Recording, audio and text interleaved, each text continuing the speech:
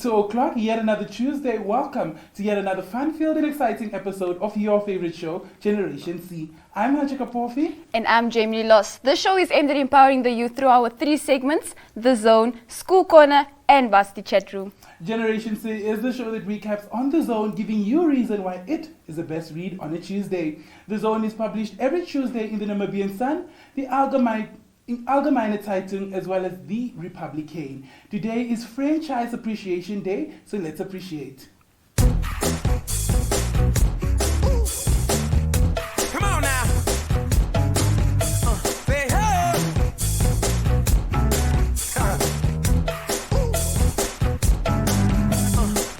Listen up, y'all, 'cause I've got something to say. Hey, hey. Well, you better get ready, 'cause you know I came to play. Hey, hey, I'm trying to sit in the ground. It's time to wake up this time. Come on, get on up, y'all. It's time to take it to the streets. You and me. I got the feeling this is gonna be the one to be. Guaranteed. I just wanna party. Keep on moving my body.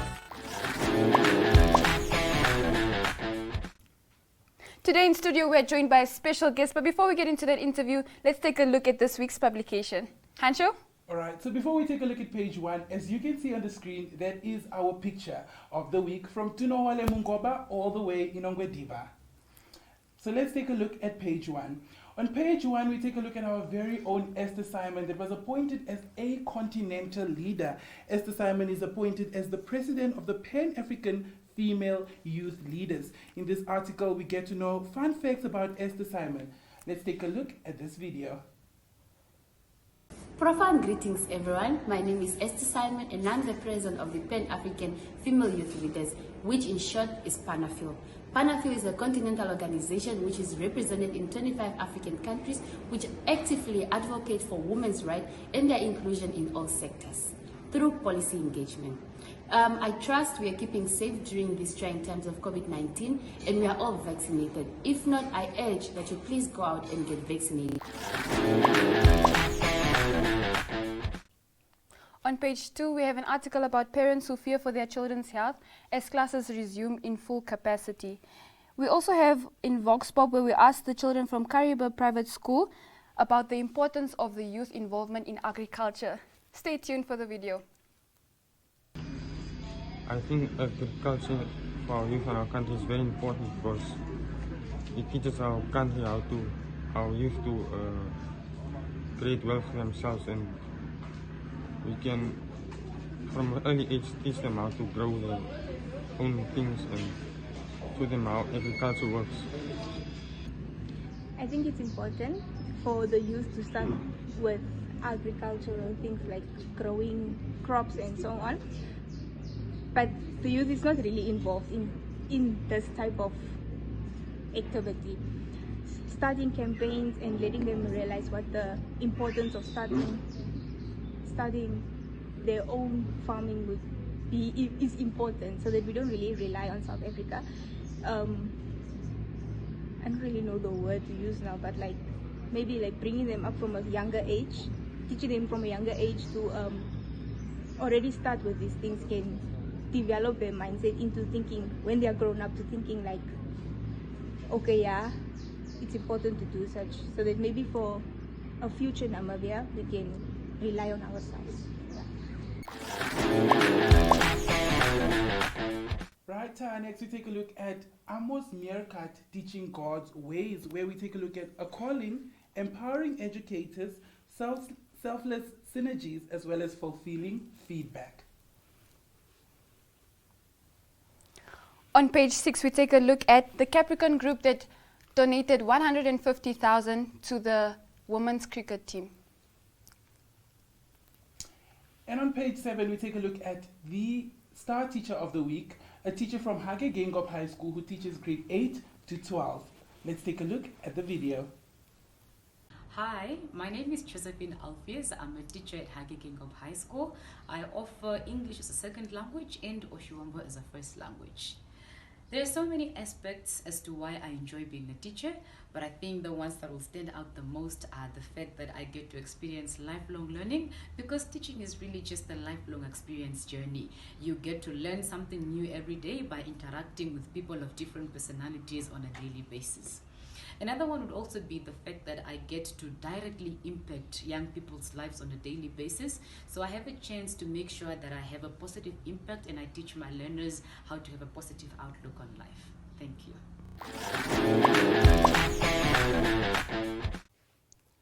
Exciting edition of The Zone, don't you think, Hansho? It definitely is. Do make sure to grab yourself a copy. Please do stay tuned as we talk to Ms. Daisry Mathias.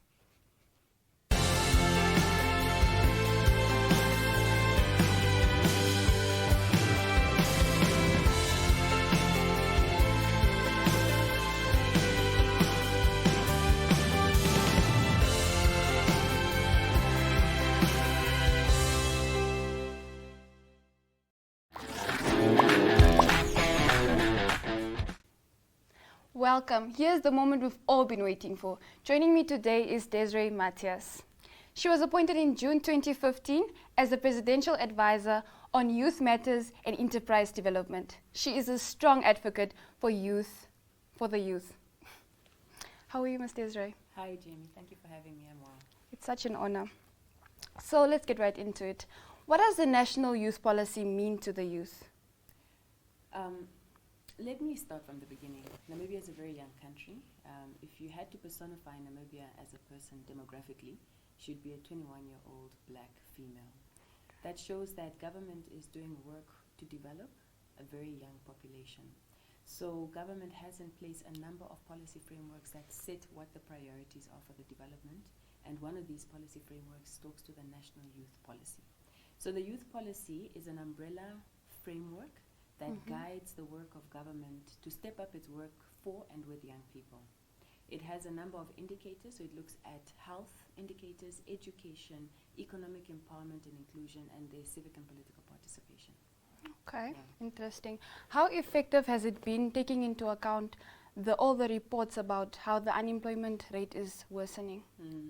So we're 30 years old as a country. We're also 30 years young.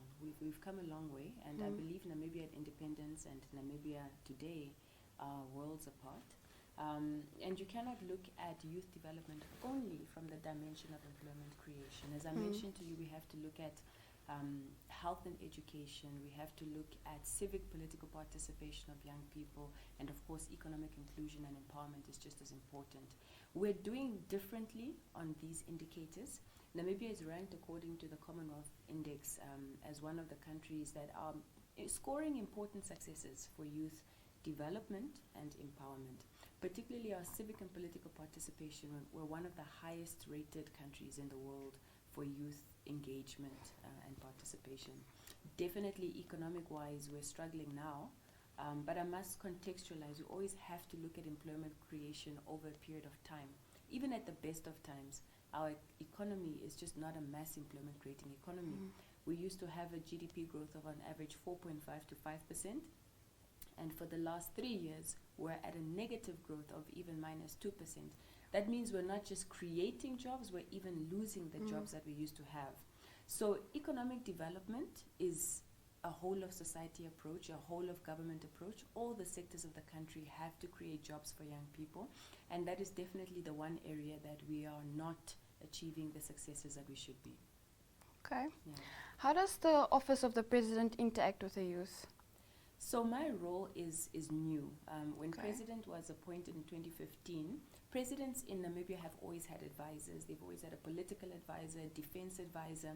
But President Geingob, when he came into office, he created an innovation. And he thought, I need to create a space, a representation, an interface for young people.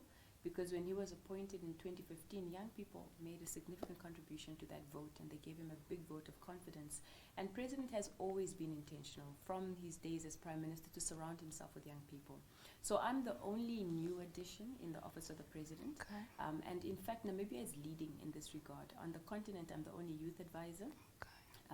The concept was later emulated by the African Union.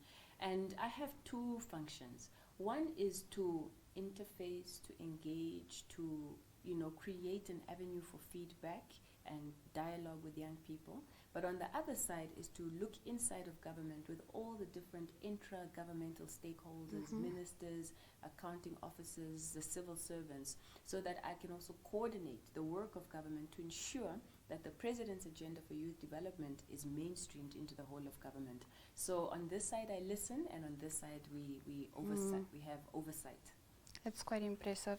So what is the office doing? What is the office of the president doing to basically accommodate the youth? Yeah, so there's a lot that we're doing, and I have to, give an indication that I'm not the only youth representative in government. I'm the advisor to the president, and we have a lot of a coordinating function. But Namibia's governance architecture is actually one of the cases that is emulated and admired in the region, if not on the continent. And that's because of the structures that we have in place for youth representation. You are aware of the National Youth Council.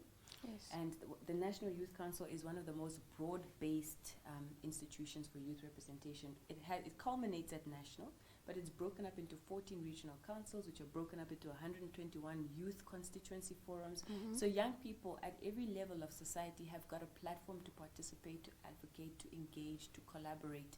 And then, of course, there's a Ministry of Youth with a Minister of Youth who also have got regional offices. Yeah. So my role really is the apex role, and I bring it all together with my colleagues. And together we create platforms to engage. Engagement is so important because voice is so important to young people.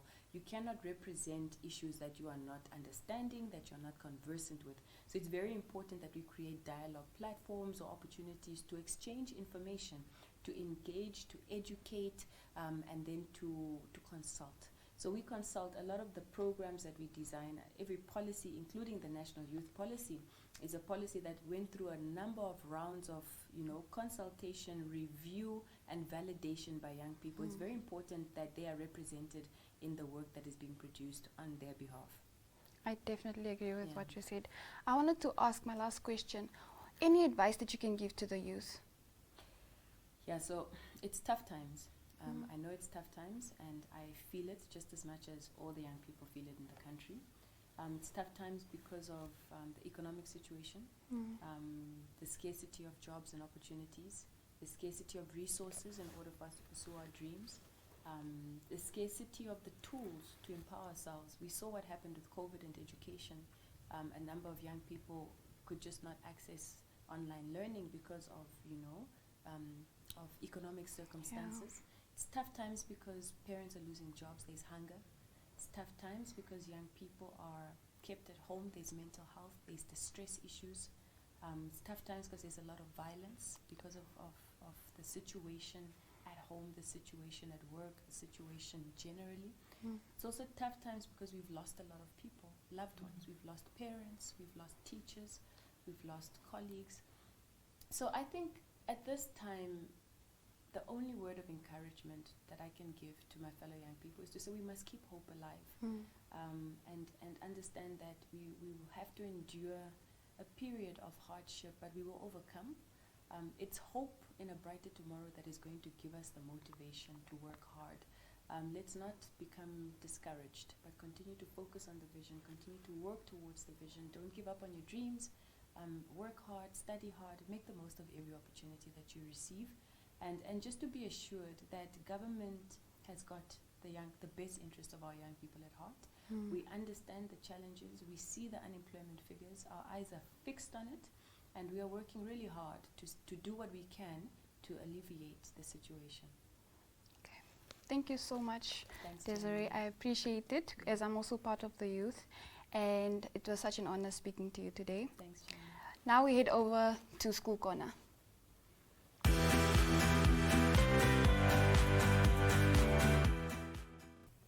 Hello viewers, my name is Audrey Turner. And my name is Amber Maton. Now we will be moving into our School Corner segment after that lovely interview we just had. 4 school newspapers came out this week. First up, we have the Dana High School with their newspaper, Dana Salina. In this front cover of their newspaper, they talk about a star has fallen, meaning one of their school teachers who has passed away On the front page, they talk about what kind of a person she was and how empowering and motivating and inspirational she was to their school. And then the next school newspaper is from Windhoek High School, and it's called The Blou Kudu. Now, on the front page is an article about Caroline Kahona, the current Miss Windhoek High School, and her project and what she has been doing since her term started. And then a few women's quotes to commemorate our wonderful women because the month of August has just passed. So during the lockdown, I started a study group where we could do Zoom meetings and then hold each other accountable for the work that we did. The reason that I did so was because I remember last year it was really difficult for me to keep up with my work and catch up, and I got really lazy. And what helped me catch up in the end, when it was a lot, was the fact that my friends were telling me that they were doing their work as well. So then I thought, why not do the same this year? You know, why can't we, as a group of BIS learners, do the same? Why can't we sit together at certain and fixed hours of the day and do our work? So then that's what we did.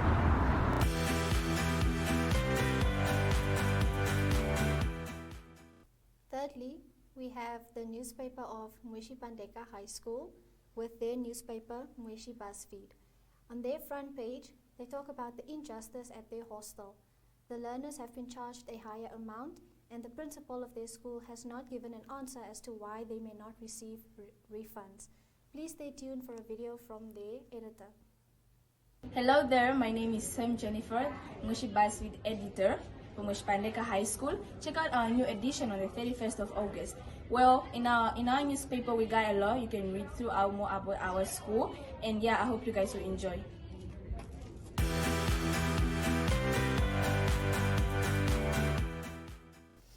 And the very last newspaper we are stopping by today is Namibian High School. Now, their main article is all about the parents and needing the support of the parents with the school. The very first sentence is, education is for free, but then the article explains how the school really does need the support of its parents, whether that is financially or whether the parents can help in service. It explains a lot, so please go check that out.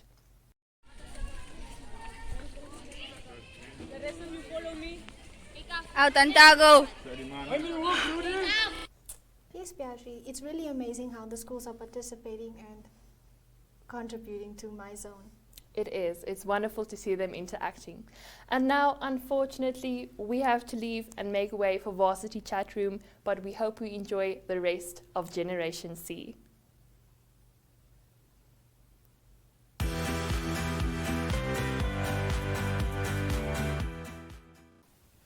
What an exciting school corner from Beatrice and Amanda. But now we head on over to Varsity Chat Room. Right, so we take a look at page 8. On page 8, on the Varsity Corner, we have Eve Nanganda, who is a fourth-year dentistry student at the University of the Western Cape. We also take a look at an article from Daisry Mathias exploring mechatronics. And also, UNAM Academic receives Harvard Fellowship. Do make sure to read it.